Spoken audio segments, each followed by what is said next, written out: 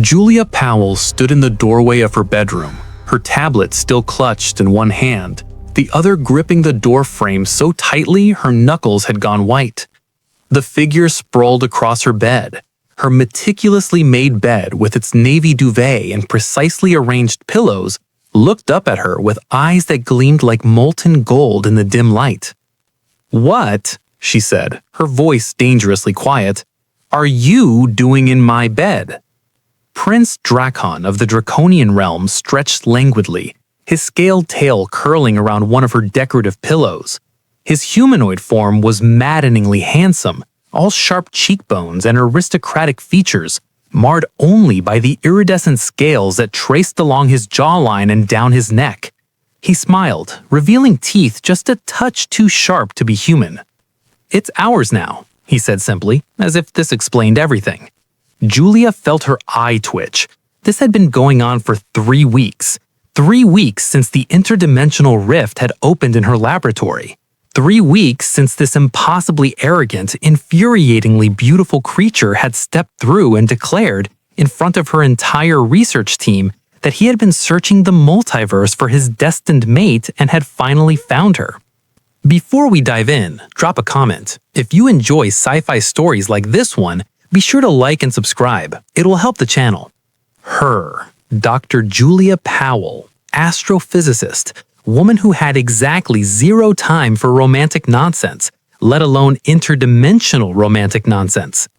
"Get out of my bed," she said, enunciating each word with the precision she usually reserved for explaining complex theories to undergraduates. "Get out of my apartment. And for the love of everything scientific, stop following me around." Drakon sat up, his movements fluid and graceful in a way that made her irrationally angry. How dare he move like that? How dare he look at her like she was something precious and rare when she is currently wearing a coffee-stained shirt and hasn't slept properly in days because a certain dragon prince kept appearing in inappropriate places? "I cannot," he said, and there was something in his voice that made her pause despite herself. "I have traveled through 17 different realities searching for you. Do you understand what that means? I have seen versions of myself who never found you, who spent their entire existence hollow and incomplete. I have witnessed the collapse of my own timeline because I was not there to prevent it, because I was here looking for you." "That's not my problem," Julia snapped, but even she could hear the uncertainty creeping into her voice. "I didn't ask you to do any of that. I didn't ask you to upend your life or mine. I was perfectly happy before you showed up." "Were you?" Drakon stood now, and suddenly the room felt much smaller. He didn't move toward her, but his presence seemed to fill every corner, every space. "You work 18-hour days. You sleep at your laboratory more often than in this bed you're so protective of. You have no close friends, no family you speak to regularly. You're brilliant, Julia Powell. Perhaps the most brilliant mind I've encountered in any dimension. But you're alone." The words hit harder than they should have. Julia felt something hot and sharp lodge in her chest, and she hated him for it. Hated him for seeing what she'd spent years convincing herself didn't matter. "I chose this life," she said coldly. "I chose my work. My research is going to revolutionize how we understand interdimensional physics. That matters more than whatever fairy tale you've convinced yourself we're living in." "It's not a fairy tale." Drakon's voice had gone soft, almost gentle. "In my realm, we have a word, Sethara. It means the one who completes the song. Every Draconian is born with half a melody in their soul, and somewhere in the infinite expanse of existence, there is another being with the other half. When I first saw you through the rift readings, before I even crossed over, I heard it, your half of the song. It was the most beautiful thing I'd ever experienced." Julia wanted to tell him he was insane. She wanted to cite the neurological research on pattern recognition and confirmation bias. She wanted to explain in excruciating detail why destiny was a statistical impossibility, and love at first sight was nothing more than a chemical reaction in the brain. But she was also a scientist, and she couldn't ignore the data. The rift had opened in her lab specifically, out of all the laboratories in all the world. Drakon had described equations in his sleep that had taken her months to derive, and there was the uncomfortable truth that she'd been avoiding for 3 weeks now. Every time he was near, she felt something shift inside her, like a frequency she didn't know she was missing suddenly resolving into perfect clarity. "Get out of my bed," she repeated, but the words had lost their edge. "If you're going to keep doing this whatever this is, at least follow some basic human decency, like not breaking into my apartment." A slow smile spread across Drakon's face, and Julia immediately regretted her choice of words. That hadn't been permission. That hadn't been encouragement. That was rules, he said, moving past her towards the door with that infuriating grace. "I can work with rules. Tomorrow, Dr. Powell, I will court you properly, by human standards, and perhaps then you'll understand what I've known since the moment I heard your half of our song." He paused at the threshold, looking back at her with those impossible golden eyes. "Though I should warn you, Draconian courtship rituals are rather intense. We value persistence, dedication, the willingness to fight for what matters most." "I'm not interested in being fought for," Julia said. "No," Drakon agreed. "You're interested in being understood, in being matched by someone who can keep pace with that magnificent mind of yours, in being challenged and respected, and maybe, just maybe, cared for in a way that doesn't require you to diminish yourself." He left before she could form a response, and Julia stood in her doorway for a long moment, staring at her rumpled bed and trying to ignore the way her heart was racing. This was ridiculous. This was impossible. This was everything she'd spent her adult life avoiding. She walked to her bed and sat down where he'd been lying, picking up the pillow his tail had been curled around. It smelled of ozone and something else, something wild and electric that made her think of storm clouds and vast open skies. "Damn it," she whispered to the empty room. The next morning, Julia arrived at her laboratory to find her entire workstation covered in flowers. Not regular flowers. These were luminescent blooms that seemed to be made of crystallized light, each one pulsing with a soft inner glow that cycled through the visible spectrum and beyond. Her instruments were going crazy, detecting wavelengths that shouldn't exist in standard spacetime. "They're stellar flowers." Drakon's voice came from behind her, and she spun to find him leaning against the doorframe of her lab, dressed in what she assumed was his attempt at human business casual. It didn't quite work. The tailoring was too perfect. The fabric seemed to shimmer with its own light, and he still moved like liquid starlight. "They grow in the event horizons of dying stars in my dimension. I thought you might appreciate the physics of their existence more than conventional flora." Julia stared at the flowers. Part of her wanted to be annoyed. He'd clearly been in her lab unsupervised, which was a security violation on multiple levels. But the scientist in her was absolutely fascinated. These flowers shouldn't be able to exist in stable matter form. The energy required to maintain their structure should have caused them to collapse into quantum foam the moment they crossed dimensional boundaries. "How are they stable?" she asked before she could stop herself. Drakon's smile was insufferably pleased. "I used a variation of the Corvessian stabilization field you theorized in your paper last year. The one your peers said was mathematically sound, but practically impossible to implement. It turns out you were correct. It just requires access to Draconian energy manipulation techniques."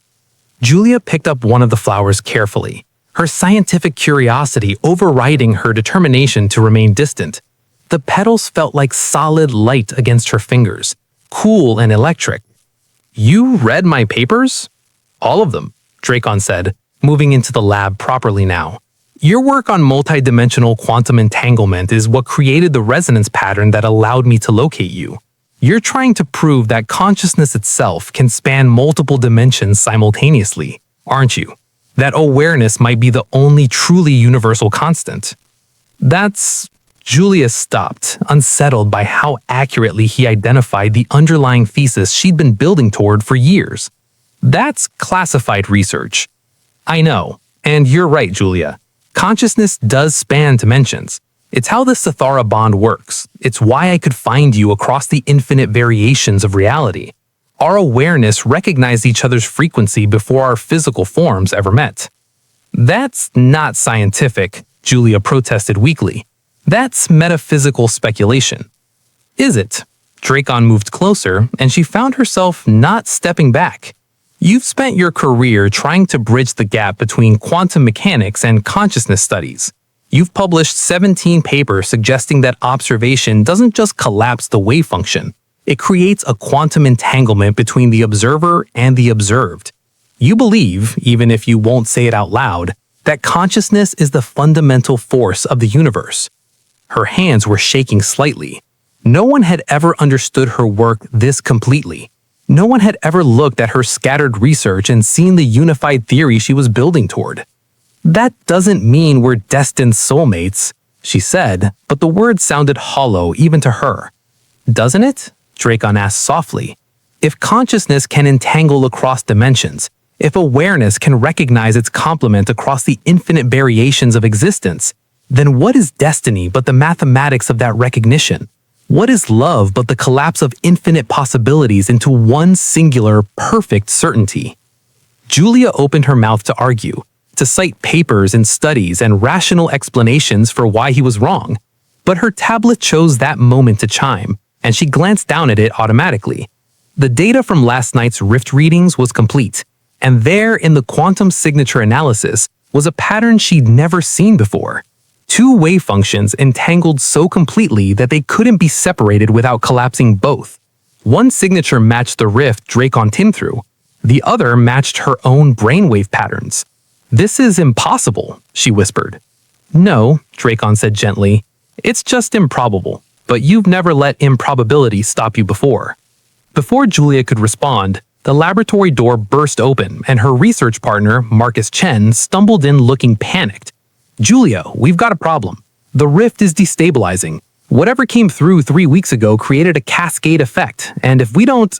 He stopped, noticing Drakon. Oh, you're still here. What kind of cascade effect? Julia was already moving toward her workstation, professional crisis overriding personal confusion. The dimensional membrane is thinning, Marcus said, pulling up holographic displays. We're seeing micro rifts opening all over the city. Nothing's come through yet, but the energy readings are increasing exponentially. At this rate, we're looking at a full dimensional collapse in approximately 72 hours. Julia felt cold dread settle in her stomach. That would destroy everything within a 50-mile radius. At minimum, Marcus confirmed. The cascade could spread. We might be looking at a planet-scale event. This is my fault, Drakon said quietly. Both scientists turned to look at him. When I crossed over, I didn't properly seal the rift behind me. In my haste to find you, I compromised the dimensional barrier. I didn't realize the damage would be this extensive. Can you fix it? Julia asked as her mind was already racing through possibilities and coming up empty. This was beyond her expertise, beyond human technology entirely. Yes, Drakon said, but it requires me to return to my dimension and seal the rift from the other side. The process will restore the dimensional membrane to its original state. Complete separation. No crossing between worlds. The implication hung in the air like a physical weight. Julia understood immediately what he wasn't saying. If he went back and sealed the rift properly, he could never return. They would be separated by dimensional boundaries that no technology, human or draconian, could breach again. Then you have to do it, Julia said, ignoring the sudden tightness in her chest. We can't let innocent people die because of whatever this is between us. Drakon looked at her for a long moment, his golden eyes unreadable. I need 24 hours to prepare the sealing ritual. It requires specific energy alignments, certain astronomical configurations. I'll need access to your rift generator and some rather exotic materials. Whatever you need, Marcus said immediately. I'll help coordinate resources. Thank you, Drakon said, but he was still looking at Julia. I would like to spend those 24 hours with you, not courting you, not trying to convince you of anything, just being with you before I have to leave forever. Julia wanted to say no, wanted to tell him it was better to keep distance, to not make this any harder than it already was, but she found herself nodding instead. Okay. Marcus looked between them and with the social grace that had served him well through years of academic politics, quietly excused himself. The next 24 hours were among the strangest of Julia's life. Drakon worked on his preparations, drawing incomprehensible symbols in the air with pure energy, assembling components that Julia's instruments could barely register. And between those preparations, they talked. They talked about physics and philosophy, about the nature of reality and the weight of responsibility. Drakon told her about his world, a dimension where matter and energy were more fluid, where beings like him could shift between forms, where consciousness itself was treated as a measurable, manipulable force. Julia told him about her childhood, about being the weird kid who asked too many questions, who saw patterns in everything, who chose equations over relationships because equations didn't disappoint you or leave you or tell you that you were too intense, too focused, too much. I was terrified when I realized what the Sithara bond meant, Drakon admitted as they sat in her laboratory late that night, surrounded by the soft glow of his equipment. I spent years searching for you, convinced that finding my complement would complete me. But when I finally saw you, when I heard your half of our song, I realized how arrogant that was. You weren't missing anything. You were already complete, brilliant and focused and magnificent exactly as you were. Julia felt something crack open in her chest. Then why pursue me? If I was already complete, why insist we're meant to be together? Because being complete alone is different from being complete together, Drakon said softly. You don't need me, Julia. You never needed me. But we could choose each other anyway, choose to harmonize our songs not because we're incomplete without it, but because the music we make together is more beautiful than either of us could create alone. Julia stopped, struggling with words. That's the first thing you've said that actually makes sense to me. Drakon laughed, a sound like wind chimes in a storm. I've been approaching this all wrong, haven't I? Leading with destiny and fate when you're a scientist who needs logic and choice. I mean, the breaking into my apartment thing was definitely not your best strategy, Julia said, but there was no heat in it. But I understand why you did it. You were running out of time, getting desperate. I was, Drakon admitted. In my dimension, I'm not just the prince, I'm the nexus holder, the one who maintains the stability of our realm's consciousness network. Every moment I'm here, my world becomes a little more chaotic. I couldn't search forever. I had maybe another week before I would have been forced to return regardless. And you would have spent that entire week trying to convince me we're soulmates? Julia said. Yes, Drakon said simply, because even if you never believed it, even if you never felt the bond the way I do, at least you would have known. At least I could return to my dimension having done everything possible to fight for our song. Julia was quiet for a long moment, watching him. His hands moved through the air with fluid precision, weaving energy into complex patterns that her instruments could detect but not fully analyze. He was beautiful in a way that transcended physical appearance. It was the beauty of perfect competence, of absolute focus, of someone doing exactly what they were meant to do. She recognized that beauty because she saw it in herself. When she was deep in her work, when the rest of the world fell away and there was only the purity of discovery, of understanding, of finding the elegant solutions hidden in complex problems. I hear it, she said suddenly. Your song. I don't know if it's real or if it's some kind of quantum entanglement effect, or if I'm just experiencing a highly sophisticated form of pattern recognition. But when you're near, when you're working or talking or just existing in the same space as me, I feel something, like a resonance I didn't know I was capable of producing. Drakon's hand stilled. He turned to look at her, and there was something raw and vulnerable in his expression that made her chest ache. You don't have to say that, he said quietly. I know this is difficult. I know I've disrupted your life. You don't owe me anything. I'm not saying it because I owe you anything, Julia interrupted. I'm saying it because it's true, because I'm a scientist and I can't ignore the data, even when it contradicts what I want to believe about myself and the universe. She stood up, moving closer to him. I spent my whole life believing that love was a distraction, that relationships were obstacles to real achievement. But what if I was wrong? What if the most elegant solution isn't to avoid connection, but to find someone who amplifies rather than diminishes who you are? Julia, Drakon said, I'm not saying I'm in love with you, she continued, needing to say this before she lost her nerve. But I'm saying I could be. I'm saying if we had time, if the universe wasn't literally falling apart, I think I would want to explore this, whatever this is. Drakon closed the distance between them in one fluid motion, his hands coming up to cup her face with a gentleness that contradicted his predator's grace. The ritual to seal the rift, he said slowly, requires me to return to my dimension and close the barrier from the other side. But there's another option, one I didn't mention because it seemed impossibly selfish. What option? Julia asked, her heart hammering against her ribs. If someone from this dimension were to come with me, to stand on the other side of the rift while I seal it, it would create a stable anchor point, a permanent connection between our realities. The rift would be sealed against random crossings, against the cascade effect, but there would be one pathway, one stable door between dimensions. Julia felt like all the air had been sucked from the room. You're asking me to come with you, to leave Earth, leave my work, leave everything I've built here. No, Drakon said firmly. I'm telling you it's possible. I'm telling you there's a way we don't have to lose each other, don't have to lose what we might become together. But I'm not asking you to choose me over your life. That's not the choice. Then what is the choice? Julia whispered. The choice is whether you want to expand your life, to add something new rather than replace everything you've already built. You could maintain your research here. The stable rift would allow you to travel between dimensions freely. You could continue your work while also learning Draconian physics, exploring a completely new understanding of reality. You wouldn't be giving up anything. You'd be adding to what you already have.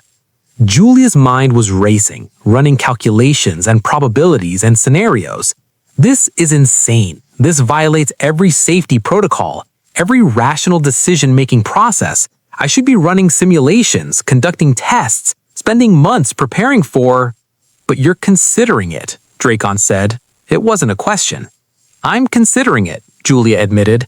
Because you're right, because the opportunity to study an entirely new dimension, to access draconian technology and knowledge, to potentially revolutionize everything we understand about physics and consciousness, that's not something I can walk away from, even if it means... She stopped, suddenly aware of how close they were, of how his hands were still cradling her face, of how easy it would be to close the remaining distance between them. Even if it means what? Drakon asked softly.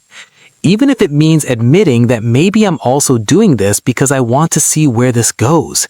This thing between us, this resonance or bond or whatever it is. I want to understand it, and maybe I want to experience it fully. Drakon's smile was like sunrise. That's the most romantic thing anyone has ever said to me. I just compared our potential relationship to a research opportunity, Julia said dryly.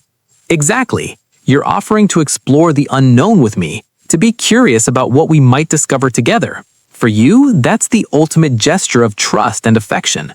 He wasn't wrong. Julia felt something warm unfurl in her chest, something that might have been the beginning of love, or might have been the quantum entanglement of two consciousness recognizing their complementary frequencies. Maybe it didn't matter. Kiss me, she said, before I overthink this and change my mind. Drakon kissed her like she was something precious and rare, like she was the answer to every question he had ever asked. His lips were warm against hers, and she felt that resonance again, stronger now, like a tuning fork struck perfectly to match her own frequency. When they finally broke apart, Julia was breathless and dizzy, and absolutely certain this was either the best or worst decision she'd ever made. We should tell Marcus, she said practically, and I need to pack, and we should probably run some preliminary tests to make sure the stable rift theory actually works before we commit to... Julia, Drakon laughed, we have time. Not much, but enough to do this properly. The next 18 hours were a blur of activity. Marcus, to his credit, took the news with remarkable calm, though Julia suspected he'd been expecting something like this since the moment Drakon first appeared. Together, the three of them refined the sealing ritual, adding safeguards and backups and contingency plans until Julia was satisfied it would work. She packed efficiently, taking only the essentials: her research notes, her favorite instruments, a few photographs. Everything else could be replaced or retrieved later once the stable rift was established. Her parents called while she was packing. She'd been avoiding them for 3 weeks, unsure how to explain the situation. Now, with everything coming to a head, she found herself telling them the truth. Not all of it, they didn't need to know about the dimensional cascade or the planetary threat, but enough. She was going to another dimension, she was going to continue her research there, she was going to see where things went with someone who understood her in ways no one else ever had. Her mother cried. Her father said he was proud of her, which surprised her more than anything else that week. They made her promise to visit once the stable rift was established, made her swear she'd be safe, made her repeat her emergency contact information 3 times even though she tried to explain that cell phones probably didn't work across dimensional boundaries. "You sound happy," her mother said finally. "I haven't heard you sound this alive in years." Julia realized she was smiling. "I think I am happy, or I'm about to be, or I'm terrified and excited and completely out of my depth but in the best possible way." That's love, sweetheart. That's what it feels like when you find someone worth taking the leap for. When everything was finally ready, when all the preparations were complete, and the astronomical alignments were optimal, Julia stood at the edge of the rift generator with Drakon beside her. Marcus and the rest of her research team were monitoring from a safe distance, ready to record every piece of data from the sealing process. "Last chance to back out," Drakon said, but there was no pressure in his voice. "I'll seal the rift regardless. You don't have to do this." "I know, but I want to. Not because of destiny or fate or cosmic bonds, because I choose this. I choose the research opportunity and the adventure, and yes, I choose you. I choose to see what happens when 2 complete people decide to harmonize their frequencies." Drakon took her hand, his fingers intertwining with hers. "Then let's make some beautiful music together, Dr. Powell." The activation was controlled chaos. Energy crackled through the air, reality itself seeming to bend and flex around them. Julia felt the familiar rush of scientific observation kick in, part of her mind already cataloging phenomena and formulating hypotheses, even as another part of her was simply present, simply experiencing this moment of stepping into the unknown. They crossed the threshold together, and for one perfect instant, Julia existed between dimensions. She could see infinite versions of reality spreading out in all directions, could feel the vast web of consciousness that connected everything, could hear the song Drakon had spoken of, not metaphor but literal acoustic resonance, the frequency of awareness itself. And there, harmonizing with her own frequency, was Drakon's song. It was complex and beautiful, and surprisingly complementary to her own, like 2 equations that seemed unrelated but actually described different aspects of the same unified theory. Then they were through, standing in Drakon's world, and Julia's first coherent thought was that she needed better instruments because nothing she'd brought could possibly measure all the fascinating phenomena surrounding her. Her second thought was that Drakon's hand was still holding hers, warm and solid and real. Her third thought was that she'd made the right choice. "Welcome home," Drakon said softly, and Julia realized he meant it. Not his home that she was visiting, but their home, the space they would build together, spanning 2 dimensions and infinite possibilities. "So," Julia said, looking around at the impossible landscape of crystalline structures and energy fields and beings made of living light, "when do I get to meet your parents? Because I have so many questions about draconian genetics and consciousness transfer and—" Drakon laughed, pulling her close. "Tomorrow. Tonight, I just want to be with you. No research, no protocols, no elaborate courtship rituals. Just us and the song we're learning to sing together." Julia leaned into him, feeling the resonance between them settle into something comfortable and right. "I can probably manage 1 night without data collection," Julia said, "but tomorrow I'm taking readings of everything."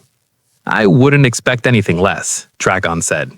Behind them, the rift sealed with a sound like reality exhaling, but it wasn't the end of anything. It was a beginning of research, of discovery, of 2 people learning to harmonize their frequencies into something neither could have created alone. Julia had spent her life believing that the answers to the universe's mysteries lay in equations and observations, in cold logic and rigorous methodology. She still believed that, but now she also believed that some answers required a different kind of courage, the courage to remain open to possibilities, to take calculated risks, to choose connection even when it meant stepping into the unknown. The song continued, more beautiful than either of them had imagined possible to be, and Julia knew with scientific certainty that this was just the beginning of their story. After all, they had infinite dimensions to explore together, and all the time in the multiverse to learn each other's frequencies by heart.